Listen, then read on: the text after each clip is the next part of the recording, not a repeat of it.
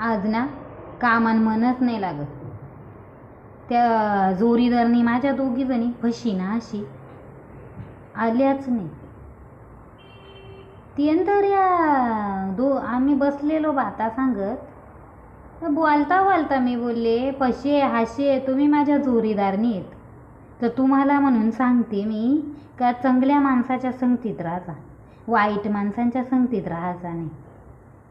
यावराच मी बोलले तर 2 दिवस झालं दोघी इकडं आल्या नाही.